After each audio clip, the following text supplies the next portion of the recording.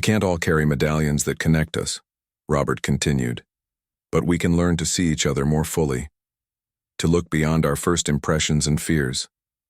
My brother William saved lives in Afghanistan, and now, in a way I never expected, his memory is helping to build bridges here at home.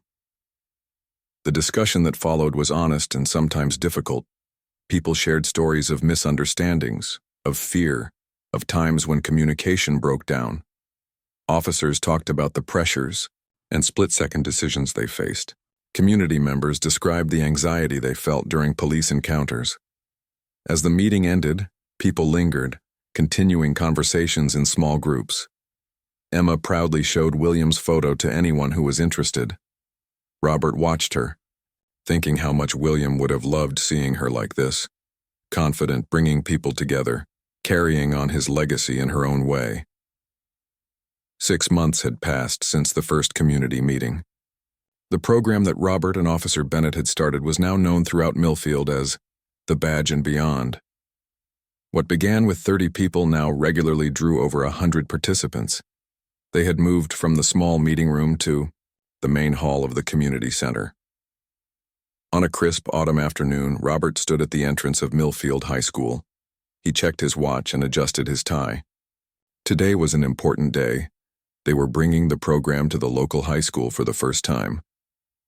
Emma, now 11, stood beside him, holding a box of the special medallions they had created.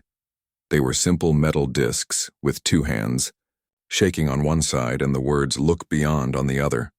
The medallions had become a symbol of their program, reminding everyone to look past first impressions. "Are you nervous, Dad?" Emma asked, shifting the box in her arms. "A little," Robert admitted. "Teenagers can be a tough audience." "You'll do great," Emma said with the confidence of a child who believed her father could do anything. "Just tell them about Uncle William and Officer Bennett like you always do." Inside the school auditorium, students filled the seats.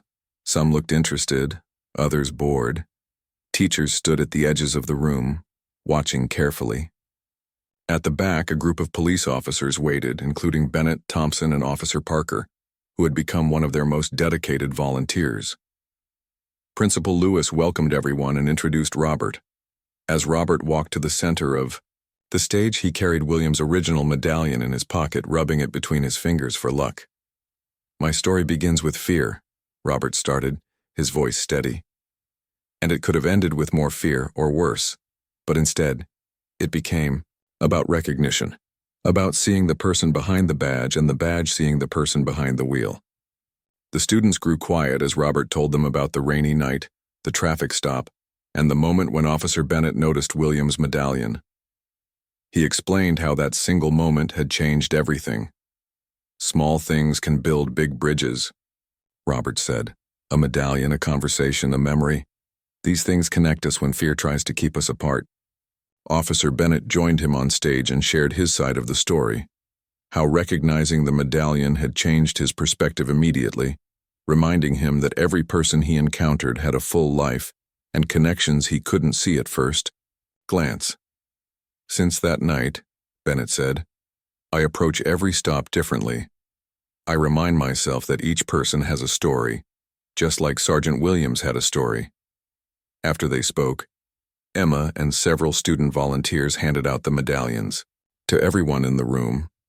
The students turned them over in their hands, some reading the words out loud, "Look Beyond." When the presentation ended, something unexpected happened. Principal Lewis stepped forward with a large covered frame. "Mr. Williams, Officer Bennett," she said, "the Student Council has created something to thank you for bringing this program to our school." She unveiled the frame. Inside was a collection of photographs. William in his Marine uniform, Robert and Bennett at their first community meeting, Emma showing William's photo album to Thompson, and dozens of pictures of community members and police officers talking together at various events over the past 6 months.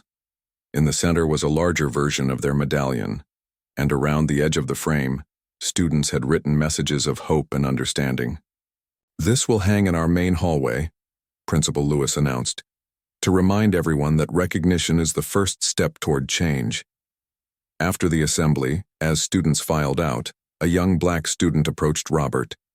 He was tall and serious-looking, maybe 16 or 17. "My brother wants to join the police academy next year," the boy said quietly. "But our dad is against it. He doesn't trust the police because of things that happened to him when he was younger." Robert nodded, understanding the complicated feelings.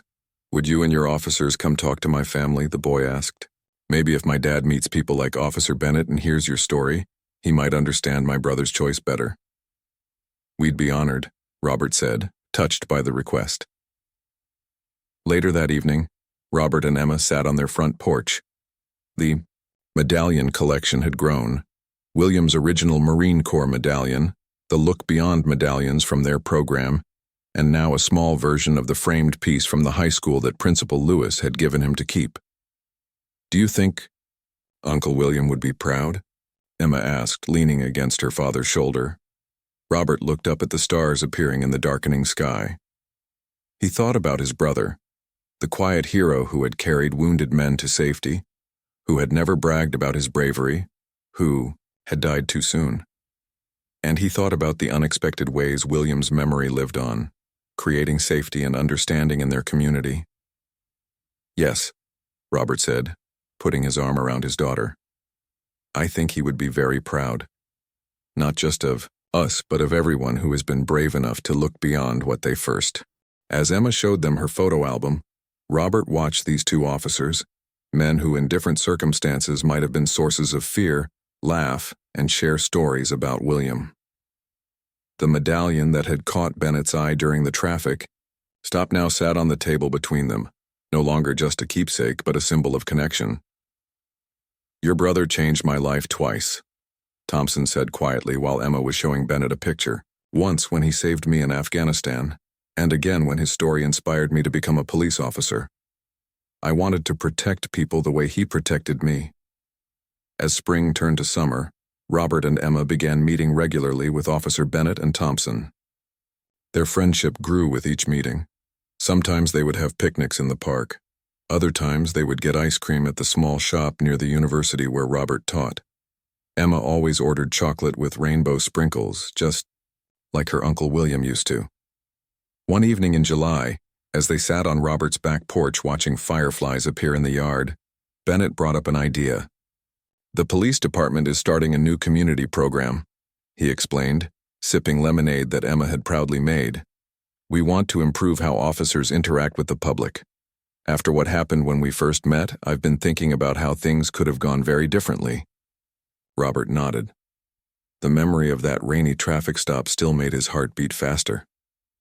"Chief Anderson asked me for ideas," Bennett continued. "I told him about you, about William, and about how a simple medallion changed the entire situation that night." "What kind of program are you thinking about?" Robert asked. "We want to create meetings where officers and community members can talk openly, not just formal town halls but real conversations, places where people can share their experiences and learn from each other." Bennett set his glass down. "I was hoping you might help lead it with me." Robert was surprised. "Me? I'm just an English professor." "You're more than that," Thompson said. "You've lived both sides of this story, and you know how to talk to people. Your students love you. Emma tells us that all the time." Emma nodded eagerly from her seat on the porch steps. "Dad, you could help the police be nicer to people, like Officer Bennett was after he saw Uncle William's medallion." Robert thought about it. William had always been the brave one in the family. Robert was the quiet professor who avoided conflict. But something about this felt right, like something William would have done. "When would this start?" he asked. "Next month," Bennett answered. "We'd meet at the community center twice a month, small groups at first." "I'll do it," Robert said, surprising himself with his quick decision. The first meeting was set for a Tuesday evening in August. As the day approached, Robert grew nervous. What did he know about police work or community relations? He prepared some talking points, then threw them away, then wrote new ones. Emma helped him pick out a tie. When they arrived at the community center, Robert was shocked to see how many people had come. There were at least 30 police officers in uniform or casual clothes, and even more local residents, people from his neighborhood, parents he recognized from Emma's school, shop owners from downtown. Bennett greeted him at the door. "Good turnout," he said with a smile. Words spread fast. "There are so many people," Robert said nervously. "They're here because they want things to change," Bennett replied. "Just like we do." The meeting room had been arranged with chairs in a large circle. No tables to hide behind, no podium to separate speakers from listeners. Just people facing each other directly.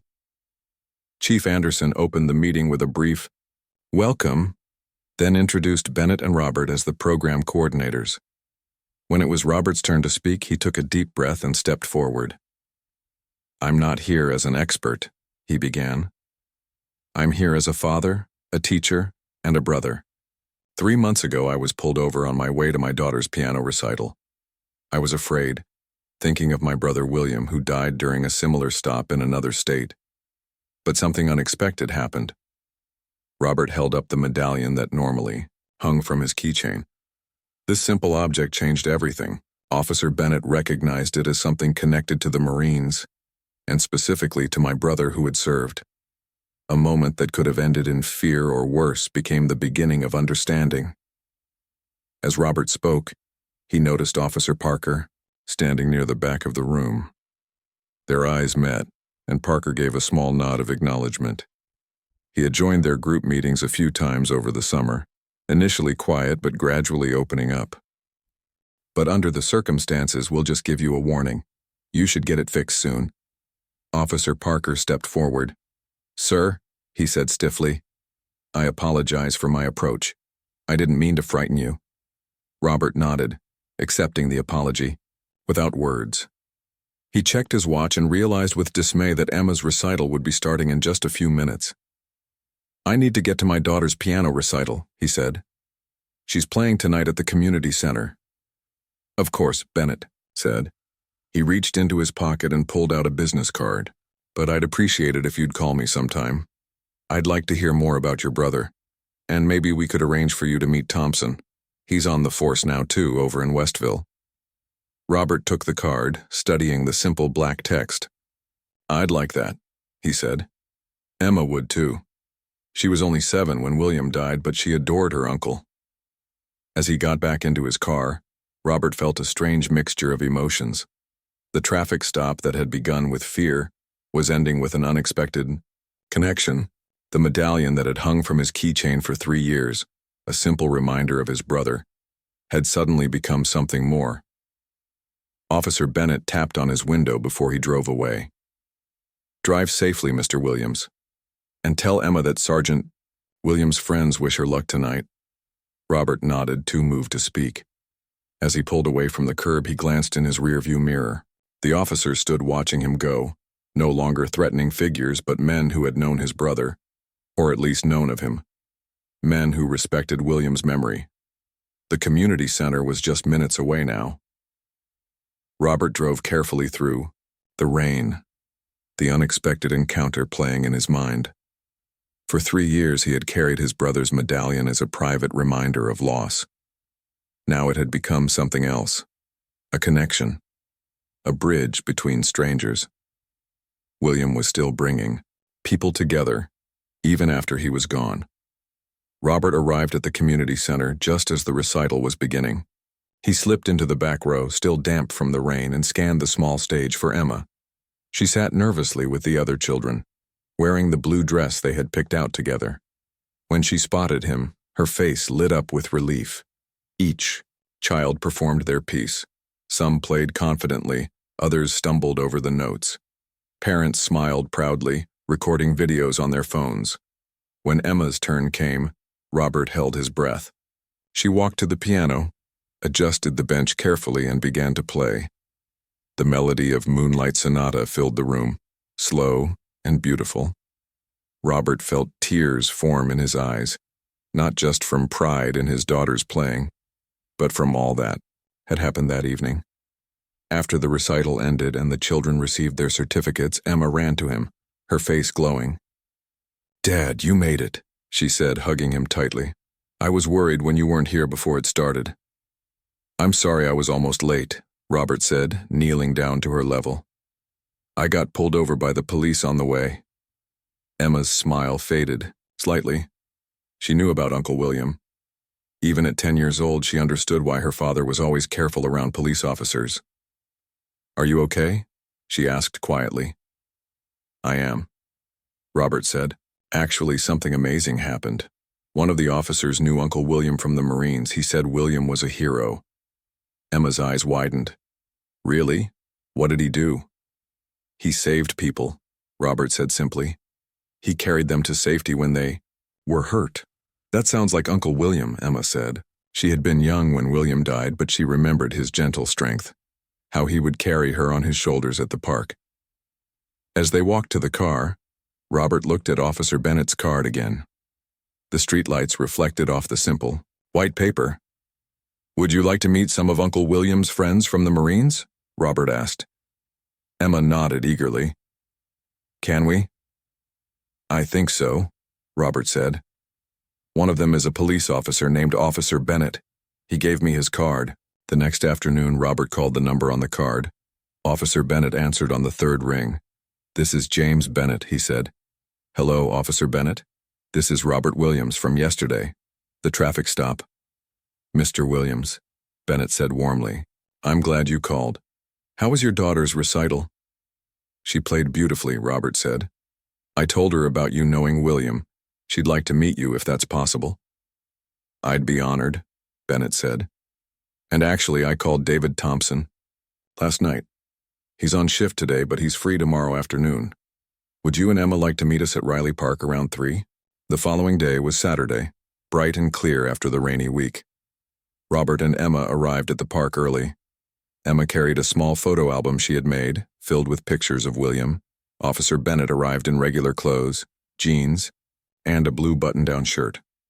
With him was a tall man with a slight limp who Robert guessed must be Thompson. Mr. Williams, Bennett said, shaking Robert's hand. Thank you for meeting us. This is David Thompson. Thompson extended his hand. I've wanted to meet you for a long time, he said. Your brother is the reason I'm standing here today. They sat at a picnic table near the playground. Emma listened intently as Thompson told the story of how William had saved him. We were on patrol, Thompson explained in simple terms for Emma's benefit. Bad people started shooting at us. I got hurt in my leg. I couldn't walk. The shooting was very bad, but your Uncle William came back for me. He carried me all the way to safety, even though it was dangerous. Were you scared? Emma asked. Very scared, Thompson admitted. But your uncle kept telling me jokes the whole time to keep my mind off the pain. He said he had a niece back home who was the best joke teller in the world. Emma's eyes grew wide. That's me. Uncle William and I always told jokes. He mentioned you all the time, Thompson said. He carried your picture with him everywhere. Robert felt a lump in his throat. William never told us about any of this. Many soldiers don't talk about what happens overseas, Bennett explained. But in the police academy, we all heard about Thompson's rescue. Your brother's actions that day became a teaching example of bravery and duty. Robert Williams drove slowly through the rain, windshield wipers beating steadily as he checked the time on his dashboard. He was already late for his daughter's piano recital. Emma had practiced for weeks, and he had promised he wouldn't miss. Dime. The heavy rain made it hard to see the road clearly. The sudden flash of blue lights in his mirror made Robert's heart sink. He carefully pulled over to the side of the road, making sure to signal properly. The police car stopped behind him, lights still flashing brightly against the gray afternoon. Robert took a deep breath and placed both hands on the steering wheel where they could be seen. His brother William had taught him this years ago. Always keep your hands visible, William had said. Never give them a reason to worry. The memory of William made Robert's throat tighten. 3 years had passed since his brother's death during a routine traffic stop in another state. The officer had claimed William reached for something. There was no weapon found, just a cell phone. The police officer approached Robert's window slowly. Rain dripped from his uniform cap as he leaned down slightly. License and registration, the officer said. his face stern under his cap. He looked young, maybe in his mid-20s, with a tight expression that made Robert even more nervous. "Good afternoon, officer," Robert said politely. His hands trembled slightly as he reached for his wallet in his back pocket. "May I ask why I was pulled over?" The officer didn't answer his question. "I said license and registration," he repeated, his voice harder now. Robert nodded. "I'm just getting my registration from the glove compartment," he said carefully, making his movements slow and deliberate. He pointed toward the passenger side of the car. "It's right there." "Keep your hands where I can see them." The officer barked suddenly, his hand moving toward his holster. Robert froze immediately, his heart pounding in his chest. Fear crawled up his spine like ice. The rain seemed louder now, drumming on the roof of his car. "I'm sorry," Robert said, quietly. "I was just trying to get my registration like you asked." Through the side mirror, Robert saw a second police car pull up behind the first one. This wasn't good. 2 police cars for a simple traffic stop? He glanced at the clock again. Emma would be wondering where he was. Her recital started in 15 minutes, and the community center was still 10 minutes away. Robert was not just any driver on the road. He was a respected English professor at Millfield University. His students admired him. His colleagues valued his research, but none of that mattered at this moment. Right now, he was just a black man being pulled over in the rain, trying to stay calm. "Officer, whatever I did wrong, I apologize," Robert said. "My daughter has a piano recital tonight. I'm already running late." The first officer stared at him without sympathy. "Step out of the vehicle," he ordered. "May I ask why?" Robert tried again, keeping his voice steady despite his racing heart. "Step out of the vehicle now, sir," the officer repeated more forcefully. The second officer approached now. He was older, with gray hair visible at his temples. His nameplate read, Bennett. He stood slightly behind the first officer, watching the situation carefully. "I'm just going to open my door slowly," Robert explained, not wanting any sudden movements to be misunderstood. The rain immediately began soaking his good suit as he stepped out. Emma had asked him to dress nicely for her recital. Now he stood, in the rain, getting wetter by the second. "Is there a problem, Officer Parker?" the older officer asked. "Routine traffic stop," Officer Parker replied. "Taillight is out, and he was going a bit over the speed limit." Robert hadn't known about any taillight. He had just had his car serviced last week. As the 3 men stood in the rain, something caught the older officer's attention. His eyes fixed on Robert's car keys, still hanging from the ignition. A small silver medallion was attached to the keychain, glinting in the patrol car headlights. The older officer, Bennett, stepped forward suddenly, his posture changing. "Sir, that medallion on your keys, is that Marine Corps, 4th Battalion?" Robert looked back at his keys in surprise. "Yes," he said. "It was my brother's. He gave it to me before his last deployment." Something shifted in Officer Bennett's expression. The hard look of suspicion melted away, replaced by something that looked almost like recognition. "Your brother," Officer Bennett said, his voice different now. "What was his name?" "William Williams," Robert answered, the name catching slightly in his throat. It had been 3 years, but saying his brother's name still brought a rush of grief. He served with the 4th Battalion in Afghanistan. Officer Bennett's entire demeanor changed. He stood straighter, and something like respect came into his eyes. "Sergeant William Williams?" he asked quietly. Robert nodded, confused by the sudden change. The rain continued to fall around them, but Officer Bennett didn't seem to notice anymore. "Officer Parker," Bennett said, turning to his younger colleague. "Give us a moment." Parker looked surprised, but stepped back toward his patrol car. Bennett moved closer to Robert, shielding him slightly from the rain. "Sir, I'm Officer James Bennett. I knew your brother, or at least I knew of him. He saved my best friend's life in Helmand Province." Robert blinked in surprise. "What?" "My roommate from basic training, David Thompson. He was caught in an ambush. Your brother carried him to safety while under fire, then went back for 2 more men." The rain seemed to fade away as Robert processed this information. William had never talked much about his service. He'd come home quieter, more serious.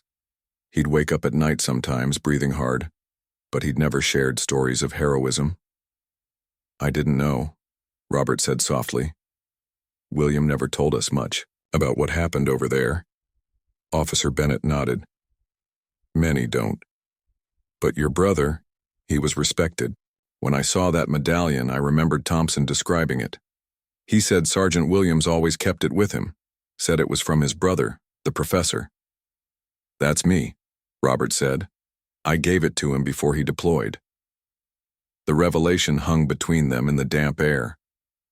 Robert felt a confusing mix of emotions: pride for his brother, grief that he was gone, and relief that this tense traffic stop had taken such an unexpected turn.